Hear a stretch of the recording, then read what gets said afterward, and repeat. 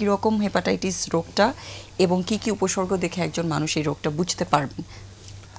ধন্যবাদ। আচ্ছা, যেটা বলছিলাম যে পানিবাহিত রোগের ভিতরে অবশ্যই আমাদের জন্য একটা বড় রোগ হচ্ছে জন্ডিস বা হেপাটাইটিস। জন্ডিস হচ্ছে কমনটা, আছে জন্ডিস তো আসলে কোনো রোগ না, আমরা বলি হেপাটাইটিস। হেপাটাইটিস ভাইরাসটা কিন্তু আমাদের কয়েক ধরনের আছে। কিছু কিছু এ বি আমরা যেমন আছে জানি, ই আছে, সি আছে, অনেকগুলো প্রকার আছে এটা। হ্যাঁ, অনেকগুলো প্রকার আছে। এখন এর ভিতরে পানির সাথে সংশ্লিষ্ট ভাইরাস হচ্ছে এ এবং ই। হেপাটাইটিস এ এবং ই ভাইরাস আমরা বলি অ্যাকিউট হেপাটাইটিস, মানে এই রোগটা হঠাৎ করেই শুরু হতে পারে। আপনি আজকে যে কোনো জীবাণু আপনি খাওয়ার মাধ্যমে, পানির মাধ্যমে শরীরে প্রবেশ করে 1 থেকে 2 সপ্তাহ পরে আপনার কিন্তু এই জন্ডিসের লক্ষণ দেখা দেবে।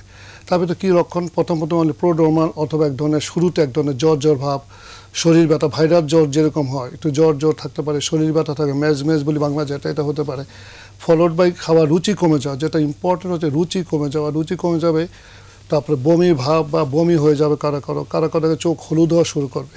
কারণ জন্ডিস হওয়া মাত্র একটা লেভেল ক্রস করলে চোখগুলো হলুদ হওয়া শুরু করে। সে প্রথমে যদি আমাদের এরকম জ্বর ভাব নিয়ে আসলো, তারপর দেখা গেলো শরীর ব্যথা হচ্ছে, তারপর খাওয়ার রুচি কমে যাচ্ছে, বমি হচ্ছে, চোখ হলুদ হয়ে যাচ্ছে, তারপরে ইউরিন হলুদ বা প্রস্রাব হলুদ হয়ে যাচ্ছে, এইটা হলো মেইন লক্ষণ যেটা আমরা বলবো যে ভাইরাল হেপাটাইটিসের। তার ভিতরে ইম্পর্টেন্ট একটা জিনিস হলো যে এই হেপাটাইটিসগুলো কিন্তু সাধারণত হঠাৎ করে শুরু হয়, হঠাৎ করে কিন্তু খারাপ হতে পারে।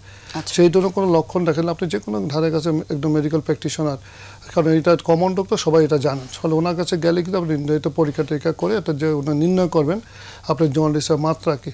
কারণ সব ক্ষেত্রে কিন্তু জন্ডিসগুলো কিন্তু বেশিরভাগ ক্ষেত্রে নর্মালি ভালো হয়ে যায়, কিন্তু কিছু কিছু ক্ষেত্রে দেখা যায় যে রোগীর জটিলতা নিয়ে মানে অজ্ঞান হয়ে যাওয়া, তারপরে প্রেশার বমি করতে প্রেশার কমে যায়, এমনকি মৃত্যু মুখের সম্ভাবনা বেড়ে যায়।